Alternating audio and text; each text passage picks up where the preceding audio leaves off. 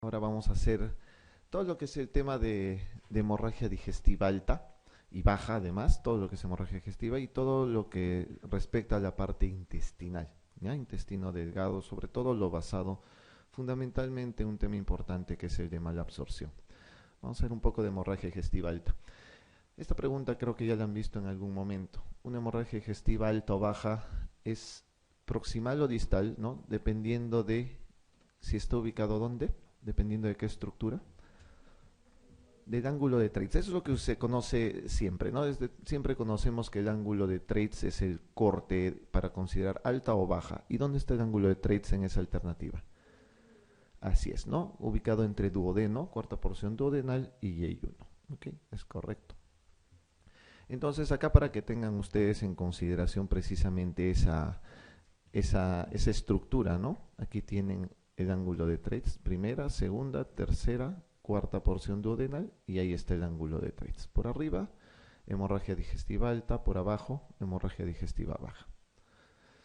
Recuerden que la hemorragia digestiva es una urgencia muy frecuente, digamos la más frecuente de todas las urgencias gastrointestinales, y tiene una tasa de mortalidad, por eso es muy importante. 10% pueden morir incluso de ellos, ¿no? Vamos a ver la clasificación. Básicamente se basa en tener hemorragia digestiva alta, no varicial, y hemorragia varicial. Ambas son tratadas de manera diferente, ¿no? Primero, ¿cuál es la causa más frecuente de úlceras, perdón, de hemorragia digestiva alta? Sí. ¿Cuál sería? Las úlceras duodenales. Eso es lo más frecuente. Eso es lo primero que suelen preguntarle en los exámenes en sí. Si ustedes se van a percatar en este gráfico, acá tenemos las causas basadas principalmente en estructura. El estómago es el lugar que más sangra, ¿no? El 50% de los sangrados digestivos son necesariamente en estómago, 25% de esófago y 25% de duodeno. De esos 50%, obviamente el más frecuente son las úlceras duodenales, son las úlceras pépticas en general, y de ellas las úlceras duodenales son más frecuentes que las úlceras gástricas, ¿no? Hay otras causas que vamos a ver, por ejemplo, esofagitis, el síndrome de Mallory-Weiss. ¿Qué cosa es? Un desgarro de la mucosa gastroesofágica, ¿no es cierto? En líneas generales, muchas veces les van a preguntar cuál es la causa más frecuente. Eso sí, ya tienen que marcar úlcera, eso no hay duda. La segunda causa en general de hemorragia digestiva alta serían las varices, en el caso de que no pongamos ninguna especificación si es varicial o no varicial, ¿ya? Si es obviamente hemorragia digestiva alta no varicial, siempre es úlcera. Si es hemorragia digestiva varicial, lo van a ver, son las varices esofágicas. Aquí tienen la etiología, miren, úlcera péptica, casi el 50%, y segundo lugar, las varices esofágicas, ¿de acuerdo? Eso en el considerar todo lo que es hemorragia digestiva alta. Lo demás es variable, ¿no? Las lesiones agudas de mucosa gástrica y de esofagitis son variables en porcentaje de acuerdo al nosocomio en el que se encuentra, ¿no? La lesión de Mallory-Weiss, que ya saben, desgarro de la unión esófago-gástrica, el cáncer, etcétera, ¿no? Dependiendo del lugar donde esté. No olviden, por favor, que todo paciente que tiene hemorragia digestiva alta siempre tiene que tener una anamnesis previamente. Y en esa anamnesis, ¿qué tienen que buscar principalmente? ¿Qué es lo primero que se busca en un paciente que tiene hemorragia digestiva? ¿Qué tipo de antecedentes? Perdón, pirosis.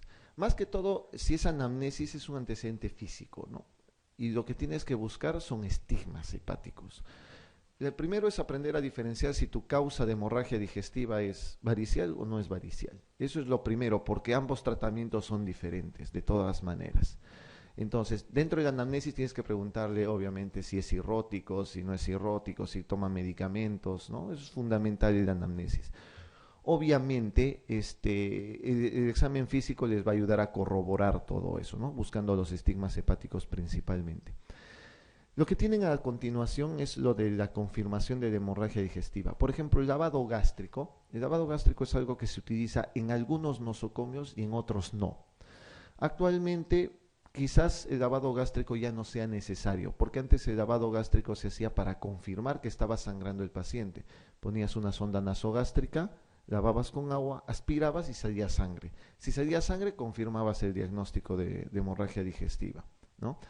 En lugares que tienen unidad de hemorragia, como por ejemplo el Hospital Revalide aquí donde trabajo, paciente, si dice que tiene hematemesis o si dice que tiene alguna hemorragia digestiva, simplemente se hace la comprobación mediante un tacto rectal y llaman a la unidad de hemorragia para que entren con endoscopía dependiendo si comprobamos nosotros. Ya no necesitamos lavado gástrico para confirmar, ¿no? Hay algunos lugares donde no pasa eso, ¿no? Colocas una sonda, la dejas a gravedad y ahí confirmas eso. Además, ¿por qué era importante también el lavado gástrico? Porque además de que te ayuda a confirmar, limpia básicamente el coágulo y la cantidad de sangre que hay y al endoscopista le permite ver mejor la lesión posteriormente, ¿no? Son las dos cosas por las que sirve generalmente el lavado gástrico. El tacto rectal sí es muy importante. Todo paciente que diga que tenga hemorragia digestiva, alta o baja, tiene que tener un tacto rectal para comprobar las características de las heces, ¿no? Y finalmente se hace el endoscopia. Aquí vemos lo del lavado gástrico, ¿no? Es importante en los lugares donde realmente se sospecha y no tienes un servicio de endoscopia precoz, ¿no? No olvidar esto, por favor, estos tres detalles son muy importantes, sobre todo los tres primeros términos. ¿Qué es una hematemesis? Doctora, ¿qué es una hematemesis? Uh-huh.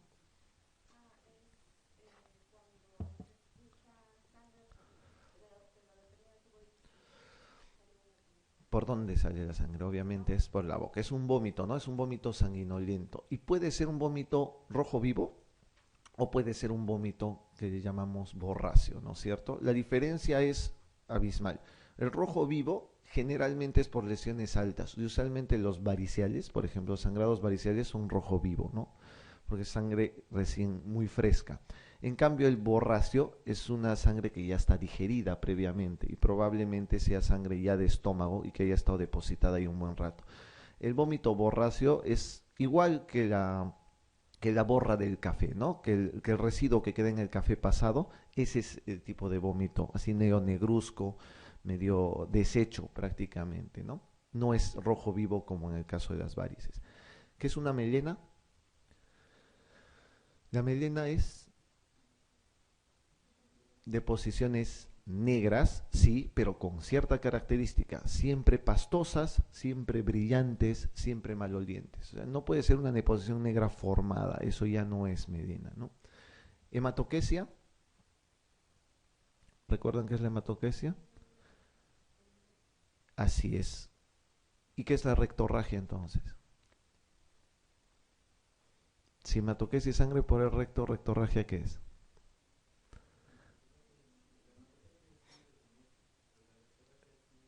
Es sin heces. Falso. Lo que pasa es que la hematoquesia tiene la característica del color. La sangre de la hematoquesia es una sangre rojo vinosa, es una sangre oscura y sí puede estar mezclada con heces, como lo has mencionado. En cambio, la rectorragia es una sangre rojo brillante, ¿no? Puede estar mezclada con heces también, eso nadie lo duda, ¿no? Pero rojo brillante es la rectorragia y de hematoquesia rojo vinosa. ¿Cuál es la diferencia? Que en la rectorragia tú sabrás que el sangrado es básicamente fístulas, fisuras, hemorroides, porque es bajo nada más, ¿no? En cambio de hematoquesia viene desde mucho más atrás probablemente. Aquí tienen las tres definiciones: hematemesis, vómito borráceo rojo brillante; melena, deposición negra, pastosa y fétida, ¿no? Ya saben eso. Y de hematoquesia, deposición rojo vinosa mezclada con las heces. Eso es importante. En la hemorragia digestiva alta, ¿cuál de las tres se ve?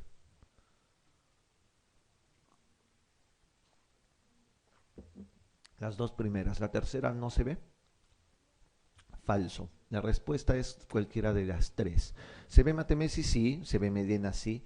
¿Y de hematoquesia se puede ver en qué casos? En los casos de que tengas tránsito intestinal acelerado o el sangrado es masivo y la sangre pasa muy rápido y se puede ver hematoquesia, ¿no? Entonces sí se puede ver en el estrés. ¿Cuál se ve en la hemorragia digestiva baja?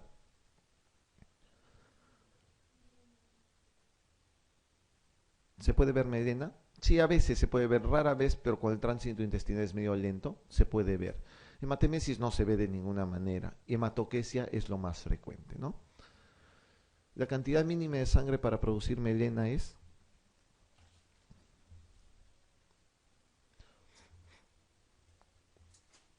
¿Cuánto necesitas de sangre para producir una melena?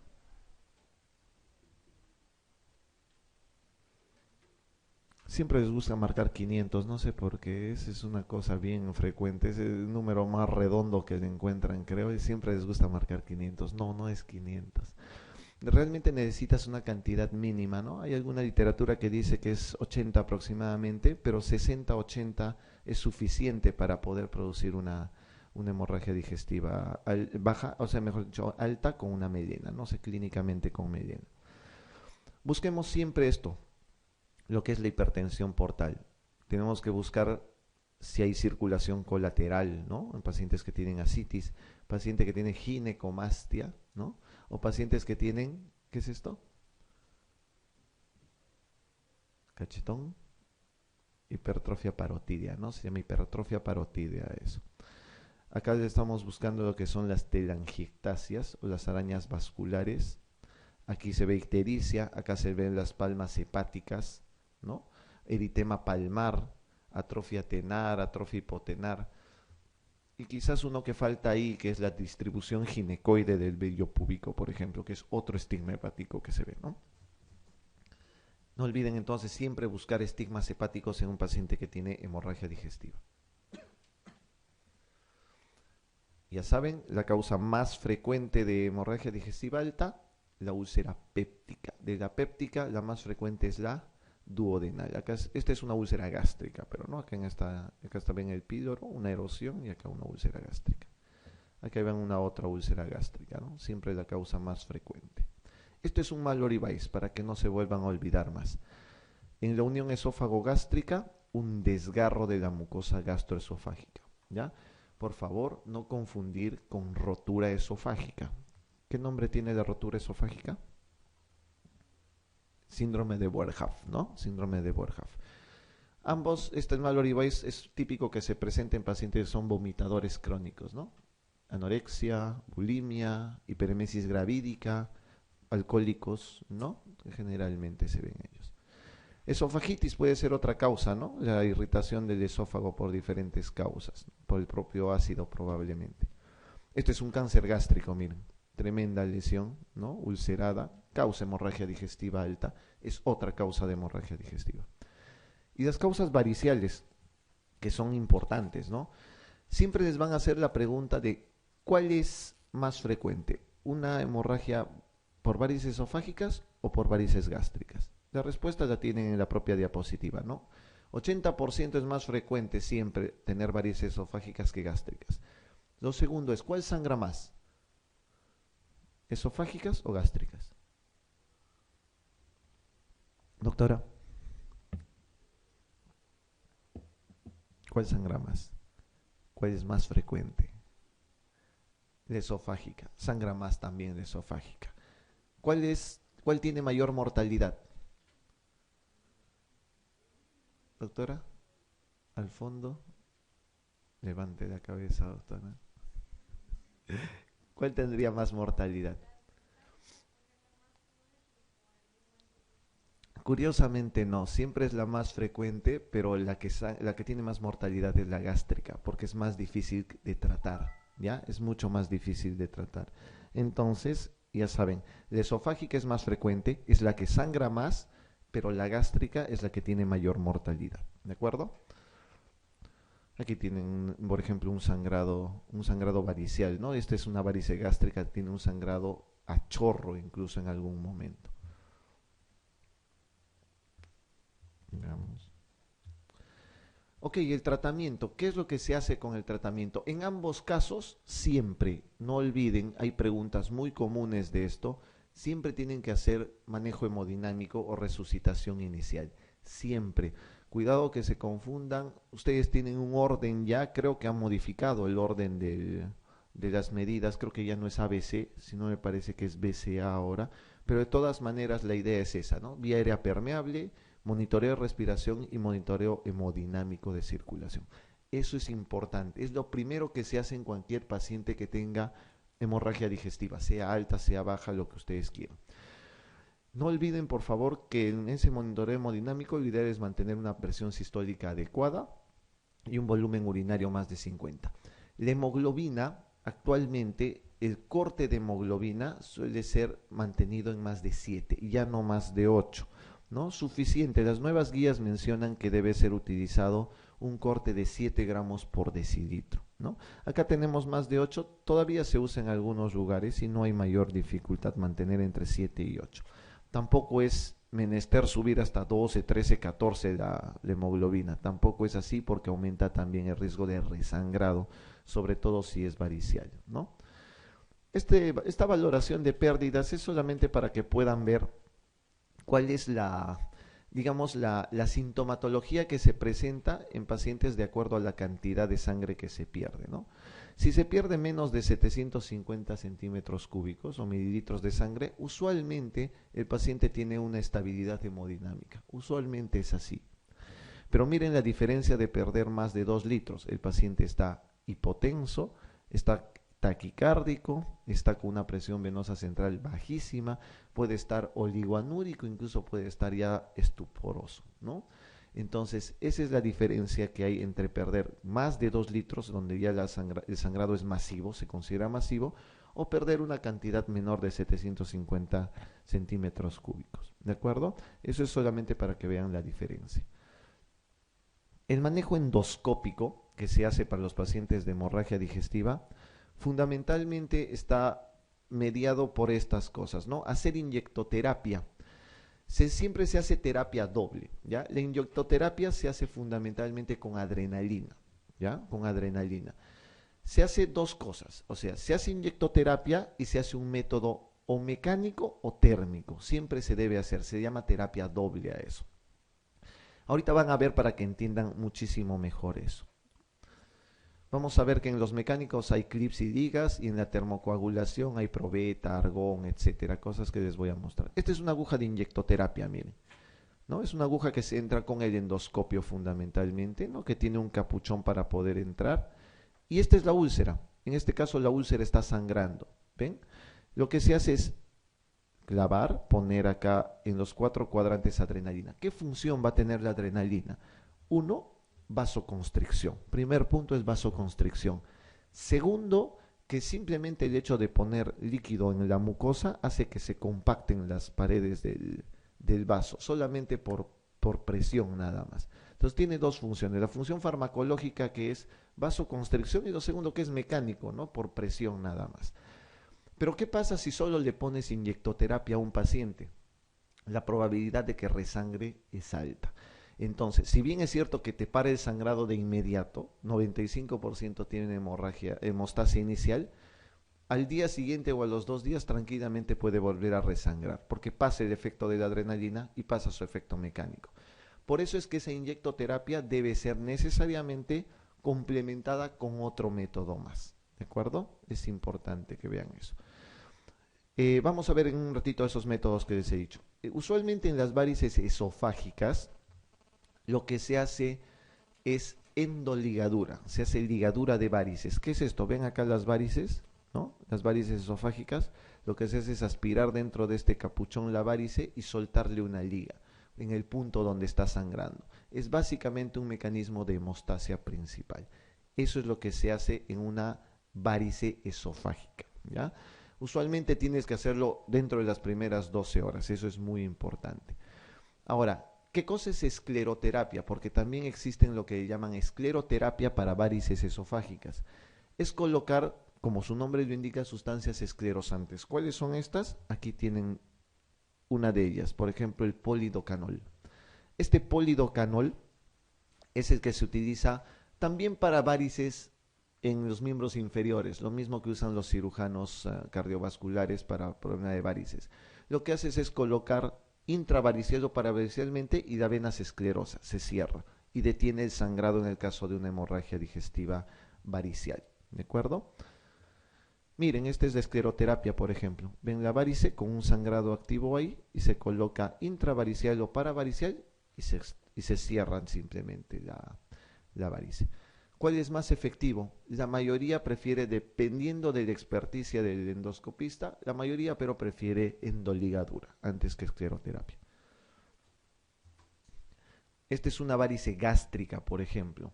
Y las varices gástricas usualmente tienden a sangrar mucho más y ser mortales. Acá no puedes hacer escleroterapia con polidocanol. Acá se tiene que hacer escleroterapia con otra sustancia que se llama cianoacrilato, ¿ya? Se hace con cianoacrilato. Y el cianoacrilato fundamentalmente, ¿qué es? Es una sustancia polímera. ¿Qué significa polímero? Que el contacto con el agua, porque es un líquido el cianoacrilato, al contacto con el agua se solidifica, se vuelve plástico inmediatamente, se polimeriza, ¿no? Entonces pasa esto, miren, tienen la varice, acá con un sangrado activo, ustedes inyectan el cianoacrilato y lo que pasa es que se plastifica y queda así, simplemente una sustancia dura y deja de sangrar la varice gástrica. Eso es lo que se hace con la varice gástrica, no se hace eso con la varice esofágica. La esofágica es polidocanol o ligadura, fundamentalmente ligadura. Y la gástrica no se puede ligar porque son muy grandes, son muy tumorales, como ustedes pueden ver acá. Ya entonces se hace escleroterapia con cianoacrilato. Esta es una escleroterapia, pero es una escleroterapia común y corriente de varices esofágicas. Miren acá el punto del sangrado. Ya les he dicho que en inyectoterapia hay dos funciones, la función propia de lo que se inyecta y la función de compresión, ¿ven? Una función de compresión donde hace hemostasia. Miren cómo junta el punto de sangrado acá. Estos son los equipos de termocoagulación, solo para mostrarles. Miren cómo funciona una probeta caliente. Recuerden, como línea general, que se debe hacer terapia doble. Inyectoterapia, resangra si lo hace solo. Así que la inyectoterapia se debe juntar a otras cosas más. Por ejemplo, la probeta caliente. Ustedes ven esta úlcera con un vaso sangrante. La probeta caliente es un catéter que se presiona sobre la úlcera o el vaso sangrante, ejerce calor y termocoagula en esa zona. Eso es una probeta caliente. ¿De acuerdo? Es muy sencillo de usar. Lo otro que se puede usar son los clips metálicos, ¿no? ¿Cómo es un clip? Veamos. Ven esta úlcera duodenal, sangrado a chorro, por ejemplo. ¿Qué hace el clip? Se junta nada más sobre el lecho de la úlcera y plic, se muerde. Y se acabó el sangrado. Esa es una terapia mecánica por clips. Siempre hagan terapia doble. Siempre, primero inyectoterapia, luego clip. Primero inyectoterapia, luego probeta caliente. Primero inyectoterapia, luego argón plasma. Lo que ustedes quieran, pero siempre terapia doble se hace, ¿ya? Este es una angiodisplasia. Acá en la angiodisplasia básicamente es la forma que tiene estrellada, ¿no? Así media rojo cereza. Acá el tratamiento de las angiodisplasias es argón plasma, ¿ya? El argón plasma. El tratamiento de las angiodisplasias es argón plasma. Ya saben entonces, HDA es una urgencia gastroenterológica muy frecuente y ya saben que deben de hacer terapia doble. Inyectoterapia sola no se utiliza. Es importante eso. Entre todo, obviamente, la terapia mecánica siempre suele ser muy efectiva. Vamos a resolver algunas preguntas. A ver, la causa más frecuente de hemorragia digestiva alta en nuestro medio es... ¿Cuál es? Úlcera duodenal, ¿no es cierto? Mencionamos que era úlcera duodenal, correcto. Respecto al de hemorragia digestiva baja, ahora vamos a hablar de hemorragia digestiva baja, una de las siguientes es falsa. La causa más frecuente en mayores de 60 años es la diverticulosis. ¿Verdadero? ¿Falso? La causa más frecuente en niños es el Meckel, el divertículo de Meckel. Repasemos un poquito y rápidamente porque se los voy a volver a repetir un rato. Siempre que les pregunten cuál es la causa más frecuente de hemorragia digestiva baja, siempre es la enfermedad diverticular de colon, ¿ya? Siempre enfermedad diverticular de colon. ¿Dónde cometen el error? En poner diverticulitis o diverticulosis. Diverticulosis es la enfermedad diverticular con presencia, ¿no?, de las saculaciones. La diverticulitis es cuando esos divertículos se inflaman. ¿Cuál sangra? La diverticulosis. La diverticulitis duele, da dolor abdominal y se inflama, da fiebre, da síntomas mucho más sistémicos. En cambio, el que sangra es la diverticulosis, ¿de acuerdo?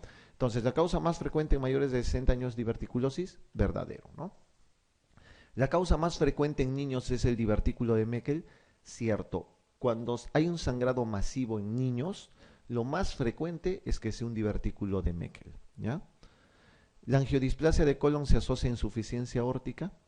La angiodisplasia está considerada como la segunda causa más frecuente de hemorragia digestiva baja. Si la primera es diverticulosis, la segunda es la angiodisplasia. Pero la angiodisplasia no se asocia a insuficiencia aórtica, es un dato cortito, se asocia a estenosis aórtica, ¿de acuerdo? Se asocia a estenosis aórtica, entonces esa es falsa. La angiodisplasia de colon se localiza más frecuentemente en el ciego y colon ascendente, cierto, todas las angiodisplasias usualmente son más frecuentes en el lado derecho.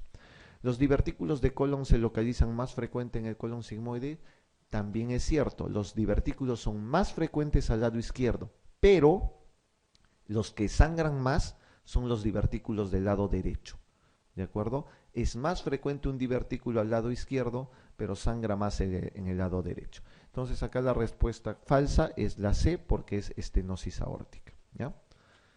La causa más común de hematemesis es, esa ya se la saben de memoria creo, ¿cuál es? Úlcera, úlcera duodenal, ¿no es cierto? Correcto. Hablemos un poquito de hemorragia digestiva baja. Ya saben que está todo por debajo del ángulo de Treitz, que es la unión entre el duodeno y Y1. La causa más frecuente de hemorragia digestiva baja es, eso ya, ok, recuerden que hay diverticulosis, diverticulitis y divertículo de Meckel. No confundir. En adultos mayores, obviamente, es diverticulosis, no diverticulitis, ¿ya? Y en niños es el divertículo de Meckel. Sí, doctorita. No, las hemorroides no están consideradas como una hemorragia digestiva baja, sino como una rectorragia fundamentalmente. Si existiera una pregunta en la cual estuviera hemorroides ahí, definitivamente sería de lejos una de las causas de hemorragia digestiva baja. Pero no es realmente una hemorragia digestiva baja porque no está dentro del tubo digestivo, es prácticamente una hemorroide externa, ¿no es cierto? Es considerado como una causa de rectorragia más que de hemorragia digestiva baja, ¿ya? La hemorragia digestiva baja generalmente es algo masivo, más sistémico. La hemorroides usualmente no es muy, digamos, no produce mucha inestabilidad. Entonces no se considera hemorroides como causa de hemorragia digestiva baja, ¿ya? La hematoquesia es la principal manifestación que se ve clínicamente, ¿ya? No olviden eso, hematoquesia, rectorragia, no olviden diferenciar hematoquesia, hemorragia digestiva con sangre rojo vinosa, mezclada con heces, y rectorragia, sangre rojo rutilante fundamentalmente. ¿Melena puede haber? Sí puede haber en el caso de que sea un tránsito intestinal lento, ¿no? No olvidar, causa más frecuente de hemorragia baja es enfermedad diverticular. Segundo lugar, por favor, consideren angiodisplasias. Esto es una literatura antigua, así que este no lo consideren, pero consideren este de acá que sí es el original. Divertículos, siempre lo más frecuente, y segundo lugar, las malformaciones vasculares o angiodisplasias, ¿de acuerdo? El tercer, cuarto, quinto lugar, eso sí va a depender mucho del lugar donde estén, ¿no? Si, por ejemplo, van a un hospital Rebagliati o al hospital Alinen, tranquilamente los cánceres o las proctitis pueden ser la causa más frecuente. Pero si van a otro hospital, podría ser tranquilamente cualquier tipo de colitis. Si ustedes se van a Europa, las enfermedades inflamatorias intestinales son muy frecuentes, por ejemplo, ahí. Entonces, tercero, cuarto, quinto lugar varía de acuerdo al nosocomio, no suele ser preguntado. Primer lugar, divertículos. Segundo lugar, angiodisplasias. Lo demás es variable, ¿ya? Esta es una diverticulosis, ¿no? Estos son los divertículos, saculaciones en la parte de colon. Cuando uno de estos sangra, hemorragia digestiva baja por divertículos. Si se inflama, diverticulitis. Ahí está, miren por ejemplo el sangrado así, ¿no? Ese es un sangrado en una hemorragia diverticular. Esto es una angiodisplasia, para que no se vuelvan a olvidar más, ¿ya? Eso es una angiodisplasia, una malformación vascular. ¿Cuál es ese dicho que es el tratamiento de la angiodisplasia? ¿Qué se hace? Argonplasma, ¿no? Se hace argonplasma, ¿no? Se termocoagulación con argonplasma. Acá, por ejemplo, lo que van a ver es, ¿qué es esto? Una neoplasia, ¿no es cierto? Un cáncer que también puede dar hemorragia digestiva baja. Este es otro cáncer, miren, mucho más estenosante, mucho más proliferativo. Ese es otro cáncer de colon que puede dar hemorragia digestiva. La enfermedad inflamatoria intestinal no es frecuente en nuestro medio, pero tanto la colitis ulcerativa como la enfermedad de Crohn pueden dar hemorragia digestiva baja, ¿de acuerdo? Colitis pseudomembranosa, que es producida por ¿quién? Por Clostridium difficile, ¿no es cierto? ¿Cuál es el tratamiento, doctora?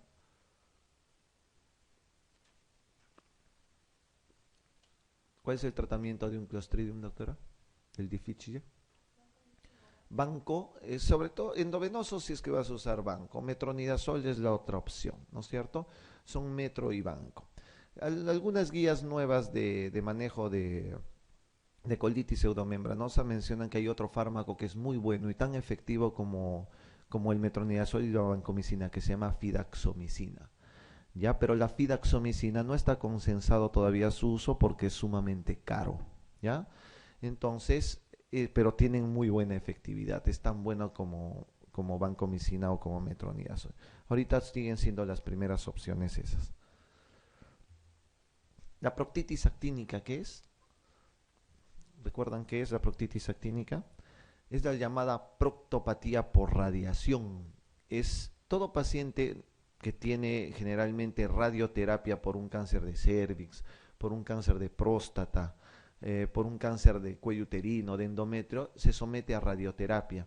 Y la radioterapia tiene la peculiaridad de formar telangiectasias o angiodisplasias en la parte rectal.